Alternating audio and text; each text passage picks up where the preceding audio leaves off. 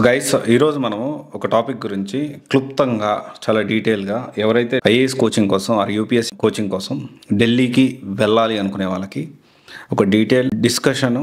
ఇది నేను ప్రతి ఒక్క పాయింట్ అక్కడ ఆల్రెడీ కోచింగ్ తీసుకున్న స్టూడెంట్స్తో, అక్కడ సీనియర్ ఆస్పిరెంట్స్ తోటి, సీనియర్ ఆస్పిరెంట్స్ అంటే యూపీఎస్సీ ప్రిపేర్ అవుతూ 4 సంవత్సరాల నుంచి 5 సంవత్సరాల నుంచి అక్కడ ఉన్న వాళ్ళతోటి మాట్లాడడం జరిగింది. దానికి సంబంధించి గ్రౌండ్ రియాలిటీ ఏంటి, మీరు తమ్నైల్ చూసిన విధంగా రావోస్ దెబ్బతోటి తగిలింది, రావోస్ కి కాదు దెబ్బ, మొత్తం ఢిల్లీ ఐఏఎస్ కోచింగ్ సెంటర్ తగిలింది. ఎందుకు ఈ మాట మాట్లాడుతున్నానంటే, మొత్తం అంటే కొన్ని కోచింగ్ సెంటర్స్ డెఫినెట్లీ ఎక్సెప్షనల్ కేసెస్లో ఉంటాయి, మంచి ఇన్స్టిట్యూట్స్ ఉంటాయి, వాళ్ళు ఇలాంటి ప్రాక్టీసెస్ చేయని వాళ్ళు కూడా ఉంటారు. అండ్ డెఫినెట్లీ ఎవరైతే ఇలాంటివి చేస్తూ ఉన్నారో, ఇలాంటి చేసే వాళ్ళందరికీ కూడా ఆల్మోస్ట్ ఎక్కువ ఢిల్లీలో ఐఏఎస్ కోచింగ్ సెంటర్స్కి and at the same time అక్కడ యాస్పిరెంట్స్కి ఎట్లాంటి ప్రాబ్లమ్స్ ఇప్పుడు ఫేస్ చేస్తున్నారు. ఢిల్లీకి ఐఏఎస్ కోచింగ్ కోసం వెళ్ళిన మన తెలుగు రాష్ట్రాలు కానీ, మన సౌత్ ఇండియా నుంచి, మన తమిళనాడు నుంచి కానీ, ఇటు నుంచి ఎవరైతే వెళ్తా ఉన్నారో వాళ్ళందరూ ఎలాంటి ఇబ్బందులు ఎదుర్కొంటున్నారు. అండ్ ఇంకొక స్టూడెంట్ రీసెంట్గా ఒక కమెంట్ పెట్టాడు, ఏంటి అంటే, అన్న టెస్ట్ సిరీస్ ఇక్కడ క్వాలిటీ ఉంటుంది, ఇక్కడ టీచింగ్ క్వాలిటీ ఉంటుంది అని చెప్పి మాట్లాడడం జరిగింది. దాని గురించి కూడా ఇన్ డీటెయిల్గా, అంటే ఒక ఢిల్లీలో ఐఏఎస్ కోచింగ్ సెంటర్కి వెళ్ళాలి అనుకుంటే ఈ విషయాలను మీరు ఖచ్చితంగా తెలుసుకోవాలి. ఇప్పుడు ఏం జరుగుతుందో 200% మీరు తెలుసుకోవాలి. సో ఇది కొంచెం వీడియో లెంత్ ఎక్కువ ఉండొచ్చు, సో కొంచెం ఓపిక్గా అయినండి, ఎందుకంటే చాలా పాయింట్స్ ఉన్నాయి మాట్లాడాల్సినవి. ఓకే, అండ్ ఇక్కడ ఎవరన్నా కమెంట్ చేసేటప్పుడు ఒకటే చెప్తా ఉన్నా, మీరు ఢిల్లీలో ఉంటే మన టీంని, మన గ్రీవెన్సల్ని, లేకపోతే నేను మాట్లాడడానికి, అంటే మీరు నాతో టచ్లో రావడానికి మన నెంబర్ అనేది డిస్ప్లే చేస్తున్నాము. దీంట్లో ఏమైనా మార్పులు చేర్పులు లేకపోతే ఇంకేమన్నా ఉంటే ఖచ్చితంగా మనం కాంటాక్ట్ అవ్వండి. అండ్ మీ దగ్గర నుంచి కూడా నేను ఇన్పుట్స్ తీసుకుంటాను. ఢిల్లీకి IAS coaching or UPSC coaching కోసం వచ్చే ప్రతి ఒక్క స్టూడెంట్ విషయాన్ని తెలుసుకోవాలి. తెలుసుకొని వాళ్ళు అడుగు పెడితే డెఫినెట్లీ బాగుంటుంది, లేకపోతే అనవసరమైన ఇబ్బందులు అనేవి ఎదుర్కొంటారు. సో రావూస్ ఐఏఎస్ అసలు ఏం జరిగింది మనందరికీ తెలుసు, రావూస్ ఐఏఎస్ లో ఎలాంటి దెబ్బ తగిలింది అనేది. సో ఇక్కడ ఏంటి అంటే, అక్కడ జరిగింది ఏంటి, అక్కడ బేస్మెంట్ లో వీళ్ళు కూర్చొని, స్టడీ హాల్ కూర్చొని చదువుకుంటా ఉన్నారు. ఉన్నట్టుండి ఈ వరద రావడంతో వాళ్ళు బయటికి రాలేక ఇరుక్కొని అక్కడ కొంతమంది చనిపోవడం జరిగింది. అండ్ తర్వాత కొంతమందికి తీవ్రమైన అనారోగ్య సమస్యలు, అంటే హాస్పిటలైజ్డ్ అయ్యారు. ఇవన్నీ కూడా జరిగినాయి. అయితే ఆ తర్వాత దీని గురించి దేశంలో అన్ని కోచింగ్ సెంటర్స్ సంబంధించి పెద్ద ఎత్తున చర్చ జరిగింది. అయిపోయింది, ఇన్సిడెంట్ అయిపోయింది, ఇంకా మళ్ళీ దాని గురించి మాట్లాడేవాళ్ళు లేరు అండ్ అప్రస్తుతం. అయితే ఇక్కడ మీరు అర్థం చేసుకోవాల్సిన విషయం ఏంటి అంటే, ఒక్క రావూస్ ఐఏఎస్లోనే కాదు, వేరే చాలా ఇన్స్టిట్యూట్స్ బేస్మెంట్స్లో, ఈ పాయింట్ దగ్గర నుంచి ఎందుకు మొదలు పెడుతున్నానో కూడా నేను చెప్తాను. అంటే రావూస్ ఐఏఎస్ పాయింట్తో నేను ఎందుకు మొదలు పెడుతున్నాను కూడా ఖచ్చితంగా నేను డిస్కస్ చేస్తాను. ఈ బేస్మెంట్ ఒక్క రావూస్ ఐఏఎస్ స్టడీ హాలే. కొన్ని ఇన్స్టిట్యూట్స్, పేరున్న పెద్ద ఇన్స్టిట్యూట్స్ అయితే ఇక్కడ క్లాసులు కూడా చెప్పించారు. బేస్మెంట్స్లో క్లాస్ రూములు కూడా ఉండేవి. అండ్ చాలా స్టడీ హాల్స్ బేస్మెంట్లోనే ఉండేవి.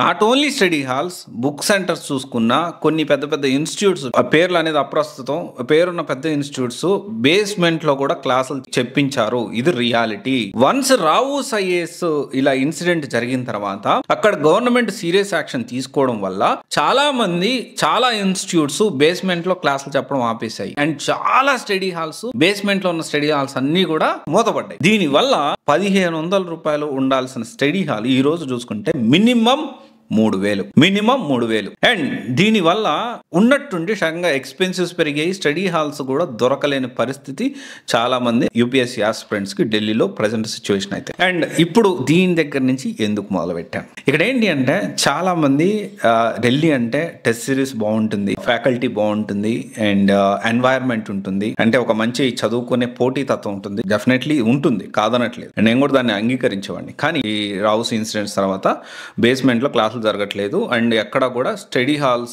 కూడా దొరికే పరిస్థితి ప్రజెంట్ లేదు. మొత్తం కరోల్ బాగు, ఆ ఓల్డ్ రాజేంద్ర నగర్, ఇదంతా కూడా ఇదే జరుగుతూ ఉంది. ఇది ఒక పాయింట్. అండ్ సెకండ్ వచ్చేసి ఏంటి అంటే, దొరికిన కొంతమంది స్టడీ హాల్స్ క్లాస్లో కూర్చొని 3 లేయర్స్ 4 లేయర్స్ మాస్కులు వేసుకొని, ఆ పొల్యూషన్ ఇప్పుడు ఎంత ఉంది, ఇప్పుడు 6 degrees ఏమో, 5 to 6 degrees ఉంది అప్రాక్సిమేట్లీ. అండ్ మనకి ఎయిర్ క్వాలిటీ ఇండెక్స్ అయితే 300 350 దాటుతూ ఉంది, 300 350 దాటుతూ ఉంది. యూపీఎస్సీ ఆస్పిరెంట్కి ఎయిర్ క్వాలిటీ ఇండెక్స్ మినిమం మనకి ఎంత ఉండాలి, 50 to 100. మంచి ఎయిర్ తీసుకుంటున్నట్టు, ఆ ఎయిర్ అనేది క్వాలిటీ ఉన్నట్టు. If it is exceeding 100 to 200 కొంతవరకు. అండ్ 200 దాటితే డెఫినెట్లీ అది కొంచెము ప్రమాదకర స్థాయిలోనే ఉన్నట్టు. అండ్ ఇప్పుడు మనం చూసుకుంటే నేను పొద్దున కూడా న్యూస్ చూశాను, డీజిల్ వెహికల్స్ అన్ని కూడా బంద్ చేశారు, అంత పొల్యూషన్ ఎక్కువైపోయింది అని చెప్పి. అయితే ఇక్కడ ఈ దొరికిన స్టడీ హాల్స్లో కూడా 3-4 లేయర్స్ వేసేసుకొని ఆ స్టడీ హాల్స్లో కూర్చొని ఉండలేక, అంటే వెళ్ళిన వాళ్ళలో ఎంతమంది ఆన్లైన్కి కన్వర్ట్ అయ్యారనే విషయం మీకు ఎంతమందికి తెలుసు? ఢిల్లీలో ఉండే స్టూడెంట్స్కి ఈ విషయం తెలుసు. అండ్ నేను మాట్లాడింది కూడా ఢిల్లీలో ఉన్న స్టూడెంట్స్ తోటే, అక్కడ ఉన్న మన స్టూడెంట్స్, మన తెలుగు వాళ్ళతోనే, సీనియర్ ఆస్పిరెంట్స్తో కూడా నేను మాట్లాడడం జరిగింది. అండ్ ఎంతమంది తమిళనాడుకి వెళ్ళిపోయారు, అంటే తమిళనాడు నుంచి అక్కడి నుంచి వచ్చిన వాళ్ళు ఎంతమంది వెనక్కి వెళ్ళిపోయారు, ఎంతమంది మన 2 తెలుగు రాష్ట్రాల్లో ఉన్న వాళ్ళు ఆన్లైన్కి షిఫ్ట్ అయ్యారు, దానివల్ల ఆఫ్లైన్లో కట్టిన డబ్బులు ఎంత వేస్ట్ అయినాయి. అండ్ అంటే ఈ పొల్యూషన్ వల్లనే వెళ్ళిపోయారా అంటే, కనీసము బయటకు వచ్చి వాళ్ళ పనులు వాళ్ళు కూడా చేసుకోలేనంత దారుణంగా ఉంది. అండ్ డెఫినెట్లీ ఆరోగ్యం దెబ్బతింటా ఉంది.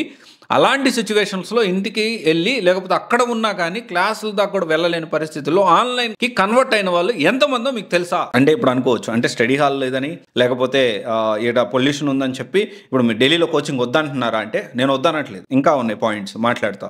తర్వాత స్టాండర్డ్ ఆఫ్ లివింగ్ అనేది తగ్గిపోయింది. లివింగ్ స్టాండర్డ్స్ అనేవి దిగజారుతున్నాయి. ఢిల్లీలో ఎక్స్పెన్సివ్ ఏం పెరిగిపోతుంది, డబ్బులేం పెరిగిపోతా ఉన్నాయి. ఇప్పుడు 25,000 లేదే మన ఢిల్లీలో ఒక యూపీఎస్సీ ఆస్పిరెంట్ సర్వే అవ్వాలని పరిస్థితి 25,000 మినిమం అవుతుంది ఖర్చు. అండ్ దాంతో పాటు ఇక్కడ ఇంకోటి, ఇప్పుడు 3,000 అయింది కదా, ఈ స్టడీ హాల్ 3,000 అయింది, కానీ కనీసం మినిమం సమాధానం చెప్పేవాడు కూడా లేడు. అక్కడ మినిమం ఫెసిలిటీస్ కూడా ఉండట్లేదు. ఇది హాస్ట్ రియాలిటీ. అంటే దూరకుండలను కాబట్టి ఢిల్లీ నేను పోయి యూపీఎస్సీ కోచింగ్ తీసుకుంటా. ఈసారి ఇవన్నీ పక్కన పెట్టండి, క్లాసులు బాగా చెప్తారు కదా, అండ్ టెస్ట్ సిరీస్ అద్భుతంగా ఉంటాయి కదా, అంటే ఆ ఫ్యాకల్టీ విషయం చూసుకుందాం. ఫ్యాకల్టీ పాయింట్ మాట్లాడుకుందాం నెక్స్ట్. ఈ ఫ్యాకల్టీ పాయింట్ చూసుకుంటే ఇంతకుముందు ఎలా ఉండేదంటే, క్లాస్ చెప్పిన తర్వాత డౌట్స్ క్లియర్ చేసుకోవడానికి కానీ అందుబాటులో ఉండేవాళ్ళు ఎంతో కొంత ఫ్యాకల్టీ అనేవాళ్ళు. ఇప్పుడు ఎలా ఉంది తెలుసా, ఒక ఫ్యాకల్టీ 10 ఇన్స్టిట్యూట్లో చెప్తాడు. అండ్ మనం ఆ ఫ్యాకల్టీని చూసి ఆ ఇన్స్టిట్యూట్లో జాయిన్ అంటే జస్ట్ క్లాసులు, అది కూడా ఎంతమంది, batch size unlimited batch size. అరే ఇమాజిన్ చేయగలుగుతారా, కొన్ని ఇన్స్టిట్యూట్లో 400 నుంచి 500, 600 మంది కూడా ఒక క్లాస్లో కూర్చుంటారనే విషయం మీకు తెలుసా లేదు? ఎంతమందికి తెలుసు? స్క్రీన్స్ పెట్టి కూర్చోబెట్టి చేపిస్తున్నారు. అంటే కనపట్లేదు ఫ్యాకల్టీ ఎంత దూరంలో ఉంటాడు, స్క్రీన్స్ పెడుతున్నారు, ఎక్కడికక్కడ స్క్రీన్స్ పెడుతున్నారు. పెద్ద పెద్ద ఇన్స్టిట్యూట్స్ గురించి మాట్లాడుతున్నాను నేను. మనం ఈ సోకాల్డ్ ఇన్స్టిట్యూట్స్, టాప్ ఇన్స్టిట్యూట్స్ గురించి నేను మాట్లాడుతూ ఉన్నాను ఇప్పుడు ప్రజెంట్. ఆ పెద్ద పెద్ద స్క్రీన్స్ పెట్టేసేసి అంత క్లాసుల్లో నువ్వు వింటే నీకేం అర్థం అవుతుంది? సరే ఓకే, డౌట్స్ క్లియరెన్స్కి 600 మందికి ఎంతమందికి కానీ ఫ్యాకల్టీ డౌట్స్ క్లియరెన్స్ చేయగలుగుతారు? వీళ్ళ బదులు ఇప్పుడు వస్తారు సీనియర్ ఆస్పిరెంట్స్. ఇక్కడ కంటే ఎక్కువ మోసాలు జరుగుతున్నాయి అక్కడ. మన అశోక్ నగర్ కంటే మోసాలు ఎక్కువ జరుగుతున్నాయి. ఇంకోటి పర్సనల్ మెంటర్షిప్. ఒక ఎగ్జాంపుల్, ఒక ఇన్సిడెంట్ చెప్తాను నేను ఫ్యాకల్టీ గురించి.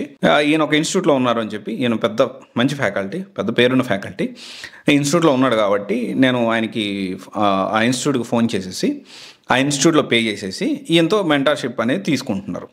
తీసుకున్న తర్వాత సడన్గా ఈ ఫ్యాకల్టీ ఇక్కడి నుంచి ఇంకొక ఇన్స్టిట్యూట్ షిఫ్ట్ అయిపోయాడు.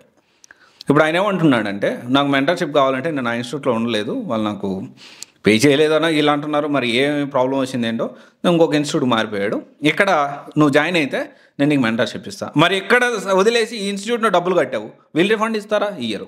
మళ్ళీ ఇక్కడి నుంచి అక్కడికి వెళ్తావు, అక్కడి నుంచి ఇంకెక్కడికి వెళ్తాం. ఈ ఫ్యాకల్టీసు నిజంగా ఎంత దారుణంగా తయారయ్యారంటే, ఇక వాళ్ళు ఎంత దిగజారిపోయారంటే అంత దారుణంగా దిగజారిపోయారు. దిస్ ఇస్ ద రియాలిటీ, అందరూ అర్థం చేసుకోవాలి. అండ్ తర్వాత సరే ఈ ఫ్యాకల్టీ ఒకటి మనం మాట్లాడుకున్నాం. సరే ఫ్యాకల్టీ కాదు, టెస్ట్ సిరీస్ చాలా క్వాలిటీగా ఉంటాయి కదా. టెస్ట్ సిరీస్ అక్కడ R&D టీం కానీ ఈ టెస్ట్ సిరీస్ పేపర్స్ ప్రిపేర్ చేసి ఒక 2-3 స్టూడెంట్స్ నేను మాట్లాడాను. వాళ్ళ డిఫరెంట్ పెద్ద పెద్ద ఇన్స్టిట్యూట్స్లో, మామూలుగా కాదు, ఆ ఇన్స్టిట్యూట్ చాలా పేరు ఉంది టెస్ట్ సిరీస్కి.